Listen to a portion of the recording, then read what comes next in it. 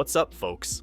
The era of the new Superman has officially begun, and there's no way to ignore the weight of this trailer. Right from the start, it makes one thing clear. This isn't just another reboot. It's a massive turning point for the entire DC universe. The camera flies over Metropolis, that grand city vibe steeped in history. And in the background, we spot two iconic structures that say a lot about the film's tone: the Luthor Corp Tower and the classic Daily Planet globe. But if you thought the trailer was just going for nostalgia, think again. It throws a powerful scene in our face. Lois Lane interviewing Superman. And it's not just any recording. She's using a device from Lord Tech.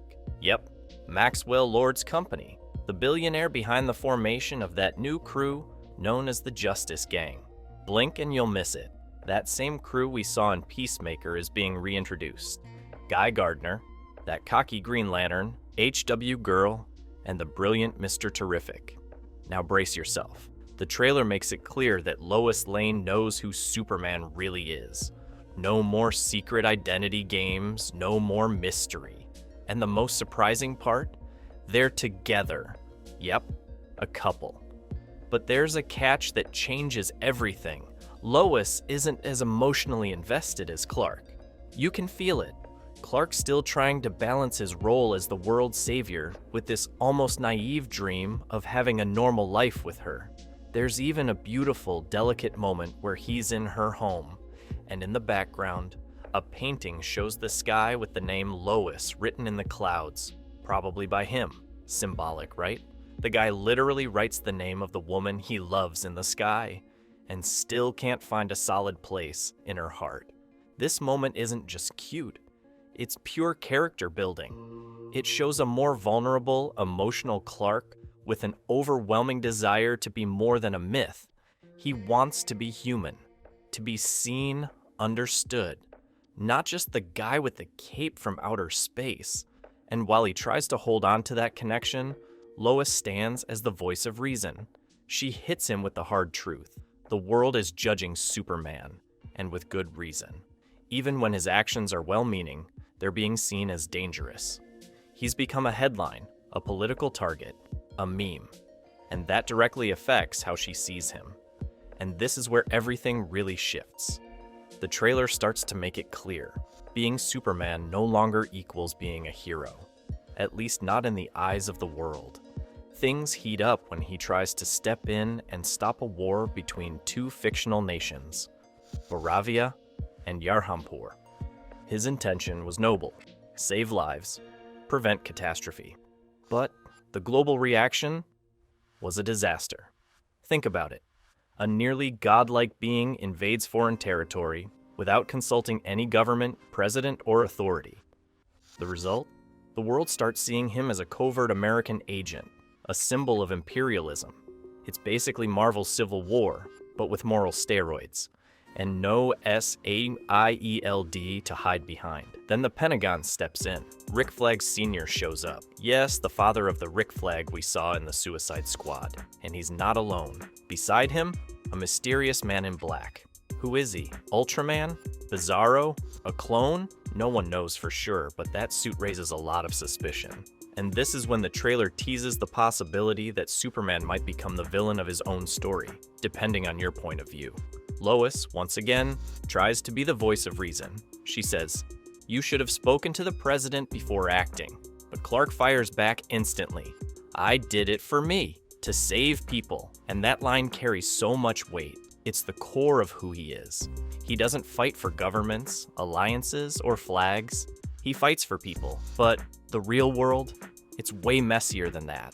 This is where chaos hits the streets, and hits hard. In the middle of a devastated metropolis, the hammer of Baravia emerges, a violent metahuman, wrapped in tech and burning with focused rage. He didn't show up by accident.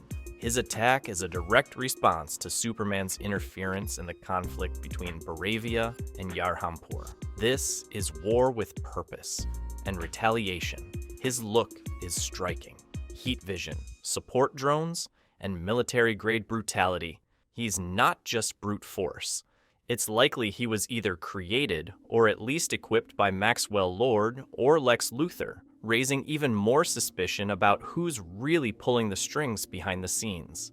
And in the midst of destruction, the trailer makes a point to blend the extraordinary with the mundane. While the Hammer is tearing apart an office, the camera focuses on a computer search about chocolate chip cookies, the iconic Chocos, the Martian Manhunter's favorite snack in the comics. A detail only die-hard fans will catch, but one that deepens the world. In one of the trailer's most powerful moments, we see Superman falling from the sky, weakened, only to be helped by an ordinary citizen.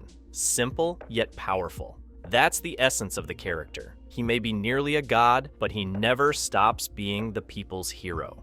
This part of the trailer reinforces the idea that Superman's greatest enemy might not be physical at all. It's how the world sees him, the consequences of his choices. And when the cost of intervention is this high, even saving lives can start to look like a threat. Among all the threats shown in the trailer, one stands out with strength and presence. The engineer, already introduced as part of the group known as the Authority. She appears as a cold, lethal, and highly advanced figure. Her body is filled with nanomachines capable of shaping weapons and adapting in real time for combat.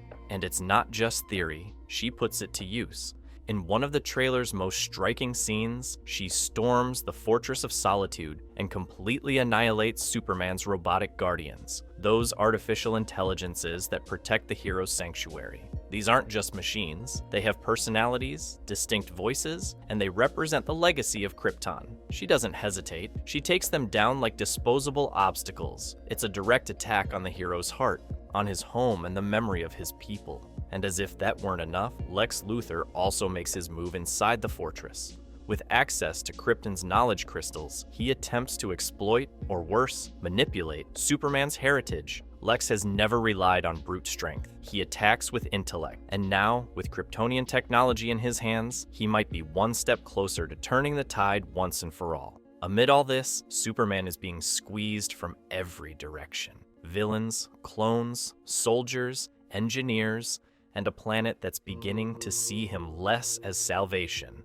and more as a threat. At this point, the trailer takes us straight to Superman's lowest moment. He's shown captured, trapped inside some sort of pocket dimension, a cell designed specifically to neutralize his powers with kryptonite. Isolated, weakened, and exposed, Earth's greatest hero now appears completely vulnerable. But he's not alone. Sharing the cell with him is Metamorpho, and he becomes essential. Using his powers to manipulate elements, he attempts to recreate a reaction similar to the sun, the very source of Clark's strength. It's science, yes, but it's also sacrifice. And in that moment, the loyalty of allies shines through.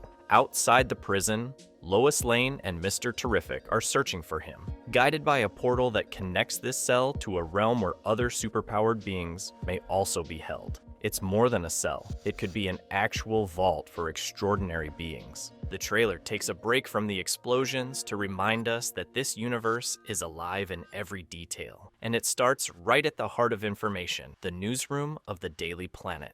Two reporters in the background appear to be the grandchildren of Jerry Siegel, the co-creator of Superman, a subtle yet touching tribute. And speaking of nods, there's more. On Clark's desk, we spot an action figure of Superman himself and a poster that seems to reference the legendary comic book showdown between Superman and Muhammad Ali.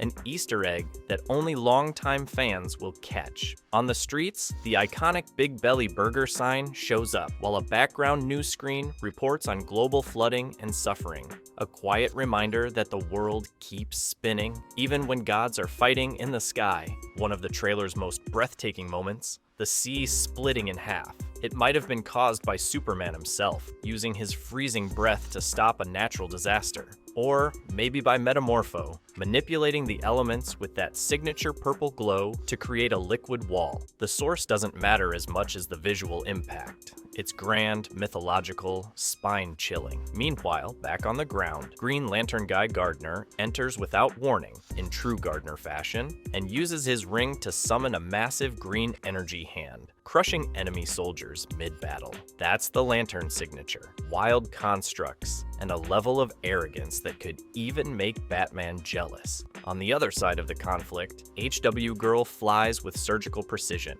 rescuing a man from a burning building. The architecture around her feels Eastern European, suggesting this might be the devastation in Baravia. And that man? Some say he could be the very president who sparked the conflict with Yarhampur. After all the punches, explosions, and political dilemmas, the trailer does something brilliant. It takes us back home. Literally. The final scene brings us to teenage Clark Kent's bedroom, back on the farm in Smallville. And honestly, it's here the film reminds us that despite all the weight this character carries, deep down, he's still just a guy trying to find his place in the world. The room's decor is a goldmine for detail lovers. There's a Smallville Giants football flag, some medals, and certificates. And no, not for sports, because Clark always tried to hide his physical abilities. Most likely, they're science awards or academic competitions, reinforcing his nerdy, observant, almost shy side. And on the wall, tucked away, a poster for the fictional band Mighty Crab Joyce, which showed up in Creature Commandos. It's a quiet nod that the DCU is still growing, and that these universes are slowly but surely stitching together. This last shot is simple, but powerful. It shows that beneath the uniform, the cape, the heat vision, and the strength to move mountains, there's still a farm boy, someone raised with values, with loving parents, with real doubts, and even while facing galactic wars and being labeled a threat, he remains deeply connected to his roots. It's the kind of ending that makes you take a deep breath because it reminds you that in the end, what makes Superman, Superman isn't what he can do, it's who he is.